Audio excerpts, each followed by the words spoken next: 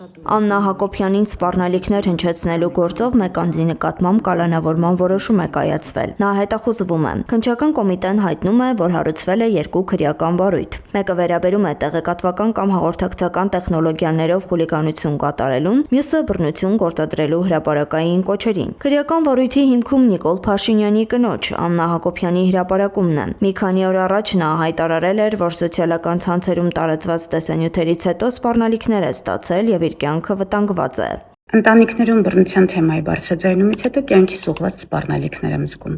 Հուսով եմ պետական ծառայությունները կկարողանան նման բան թույլ չտալ, որովհետև երկրի հեղինակությանը մեծ հարված կլինի, եթե վարչապետի տիկինը բռնության զոհ դառնա։ Սակայն այս պատմությունը մեկ այլ քննարկման առիթ է դարձել։ Նիկոլ Փաշինյանի ընտանիքի անդամի նկատմամբ սպառնալիքներն իրավական առումով ուրիշ կարգավիճակ ունեն, քան Հայաստանի Հանրապետության մյուս քաղաքացիների դեպքում։ Հայաստանի Հանրապետության օրենսդրությամբ վարչապետի կինը չունի անձեռնմխելիություն, այսինքն իրավական առումով նա նույն կարգավիճակն ունի, ինչ ցանկացած քաղաքացի։ Միևնույն ժամանակ վարչապետի ընտանիքի անդամներին կարող է տրամադրվել պետական պահպանություն անվտանգության ապահովման նպատակով, սակայն դա իրավական առավելություն չի ենթադրում։ Մարդու իրավունքների նախկին պաշտպան Լարիսա Ալավերդյանը շեշտում է. վարչապետի կին լինելը որևէ հատուկ կարգավիճակ չի ստեղծում։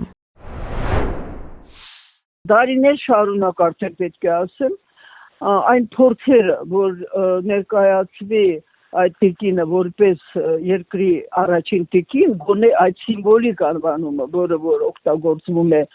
շատ երկրներում, դրանք սին փորձեր են, որովհետև ըստ Հայաստանի Հանրապետության սահմանադրության երկրի գլուխը հանդես է գալիս ոչ թե վարչապետը, այլ նախագահը։ Ըստ իրավապաշտպանի չի կարող վարչապետի կինը հանդես գալ որպես երկրի առաջին տիկին։ Դա սահմանադրության նորմ է, եւ վարչապետի կինը չի կարող հանդես գալ անգամ սիմվոլիկ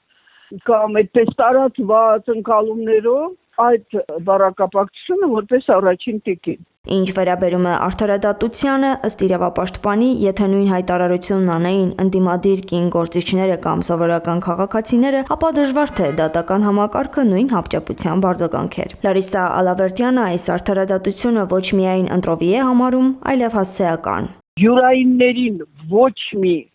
ձևով չկպնել եւ արձագանքել նրանց ցանկացած շուշուկ անգամ հանդիսացող ինչ-որ հայտարարություններին եւ հետապնդել նրանց, ում որ իրենք համարում են այլախոս, իրենք համարում են, կրկնում եմ, եւ այս առումով ընտրովի այդ արդարադատությունը Հայաստանի Հանրապետության կներեք էլի իշխանությունների ճակատին խարան է։ Թե արդյոք Աննա Հակոբյանն այս պահին պետական պահպանության ներքո է, հայտնի չէ։ Պետական պահպանության ծառայությունը մեր հարցին առայժմ չի պատասխանել։ Անահիտ Սարգսյան, Գեղամ Ղազարյան, ABC Media։